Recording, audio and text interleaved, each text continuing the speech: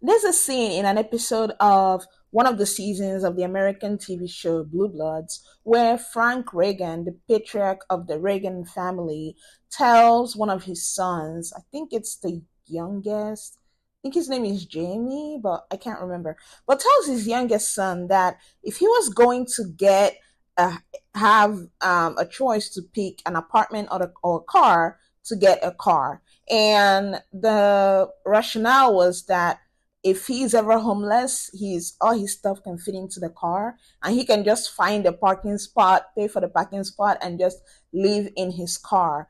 The car, that same car can also get him to work, get him to wherever he needs to go. So that was the rationale behind picking a car. Also, I don't have kids, but a lot of the people that I've met or people that I've worked with, they always, it's like this ritual, like this excitement about their kids, getting to that 15, 16, and them teaching them to drive, or them getting them a car. And it's always like, oh, they gotta have a used car. And once they get that car, it's almost like a something like a graduation into semi adulthood, because once they get that car, now have to get a job to support the car payments of that car. And I just think that a car is just so tied into the American spirit of independence. And this is just me as like as someone that is from Nigeria and now lives here, just looking in. It's tied so much to it. And I think because it's so ingrained in that American spirit of independence, it also has become so ingrained in the economy. It's like now you gotta make car payments. Now it's almost like some cars now are kind of akin to having a mortgage. Like now it's a property. Now you have to pay tax on it. Like there's just a lot. And the funny thing is that this obsession with cars is such that once someone gets a car, it's like once you get a car, you start planning to get another car. You start, there's things like, oh, once it reaches 100,000 miles, now you gotta, or even less than that, now you gotta upgrade, now you gotta change it, now you gotta, like, it's become so tied, like so ingrained in people. Like, there was a time in my life where I thought, you buy a car, you drive it until it dies. But here, you buy a car, and then once you buy that car, you start planning. Many people start planning towards another car, towards upgrading. Like when it reaches a certain mile, you upgrade. When it does this, when it does that. Like it's so ingrained in American culture. And not just that, there are people now that the thing is mobile homes. They just, I think for tax purposes, especially people that do like traveling work, for tax purposes, I think they have to have an actual real house where they pay taxes. And then they get a mobile home and just it helps them save money. And there's like all the fixings in the mobile home, and they just drive everywhere, really, in their mobile home. And there is like places now where you pack the mobile home and like trailers, you pack them and just commute, like hook your car up to it and just park the mobile home and then commute to your regular job with your car. So there really is something there.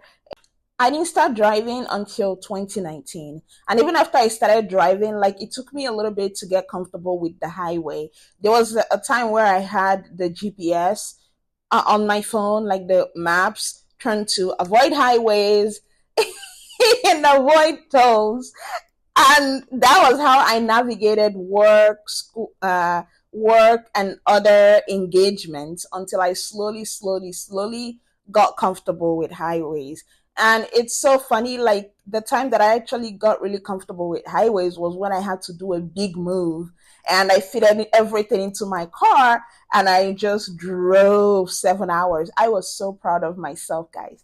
But anyways, when I started working at a different job, everybody at that job, that was what made me actually start driving places more, because everybody at that job drove places. Like they would drive from the Midwest to New York City. Like whereas before I would just, take a flight, or there are people at that I know somebody at that job that has never been on an airplane. They just drive everywhere. They hook up the trailer. If they need to pack something really big, they hook up the trailer to the car, and just drive. So yes, cars, Americans are obsessed with cars. Now it might not be the same for someone that lives in New York City, or like, big cities where the transportation system is awesome and is also really workable. That will be a very different reality for that person. But for people that live in, or people that enjoy road trips, like road trips is one of the, mainstays of American culture. But a lot of the people that, don't really use cars for their everyday may not really relate to this. But the average, and I don't mean supercars or like the racing cars or all that, just like the average American, there's this obsession. I wouldn't say it's a crazy obsession, but it's up there. Like with just cars. Like there is a car culture, and it's directly tied to the independent American spirit. So why did I think of all these things?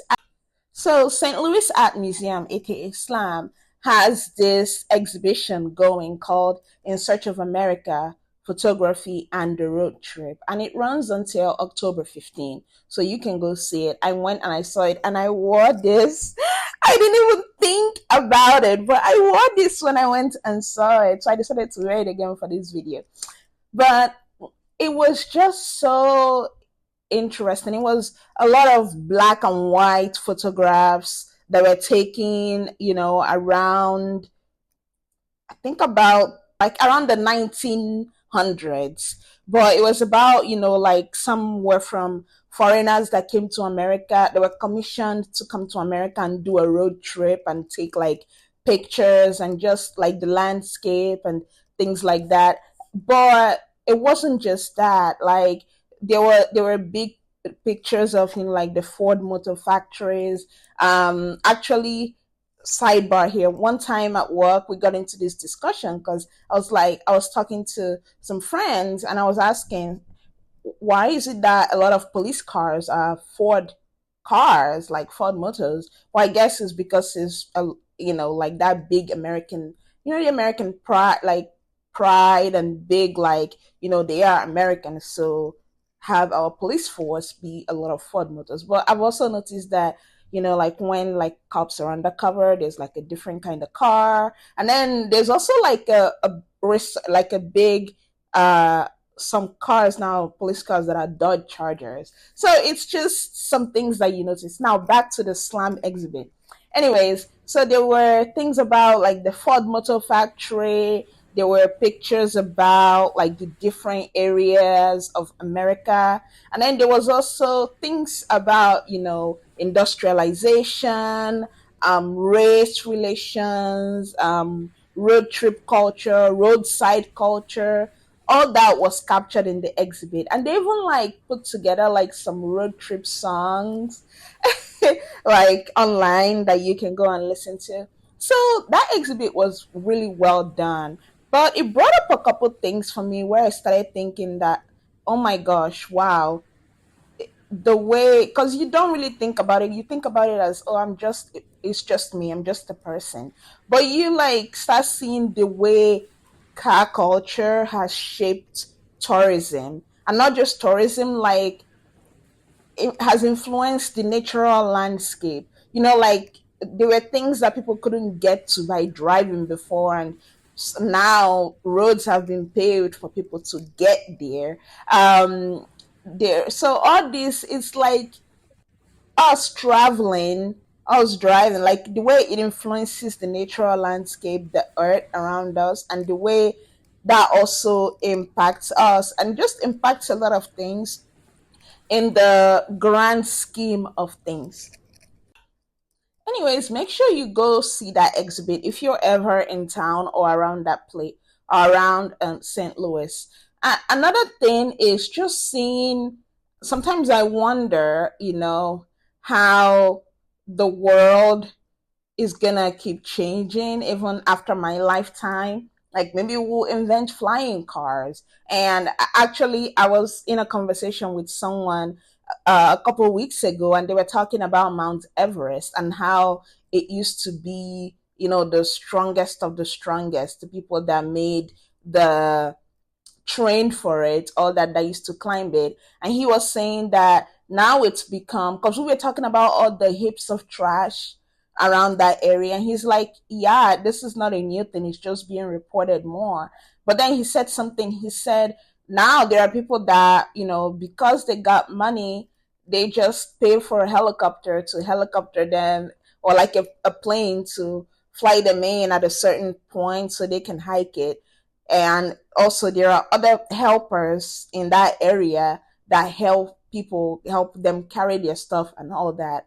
But it's just interesting. Maybe sometime in the future we'll have flying cars that can go, and everybody will have access to flying cars. And then things that we couldn't go to before, like all those top of the mountains, all those other places, now everybody, even people that didn't train for it, can go. But yeah, that was one of the things I was thinking about while I was going through this exhibit, how in many ways it has paved the way, but in also in a different way, it's also influencing tourism greatly, but also influencing the natural landscape and the earth in just ways that we can't even begin to fathom. And speaking of slam, they have another exhibit currently going on that is called Grounded in Clay, the Spirit of Pueblo Pottery. And I think that one runs until September 15. I could be wrong, but I think September 15, I think. And it's a lot about, pottery, clay work of Pueblo ceramics and a lot of Pueblo artisans, and just how you know it's intertwined with spirituality and their a lot of their culture and their ancestors, and how a lot of the barter system is still in practice, and also the inspiration for their work and all that. It's like a big room of just all this interesting, like uh clay work and ceramics, and it's something else to check out. But one thing I liked about these two exhibits is that they seem so different and have nothing to do with each other, but a lot of it has to do with influence on of human activities, whether if it's just clay work or whatever, or cars, on the natural landscape or on the earth, and how those a lot of that, like making of those ceramics, is gotten from the earth. But it's very interesting exhibit. Like it shows all the things that people do with clay. I know that there are some clay houses in Nigeria, where I come from, where during the summer a lot of those clay houses are much cooler during the summer. That was how the olden days people like that, like those clay house, like it's much cooler. But yeah, make sure you check out the Pueblo pottery exhibit, and also the um road trip exhibit. And please let me know what you think. Let me know if you've been, if you've seen it, what you liked. And I love you. Mwah.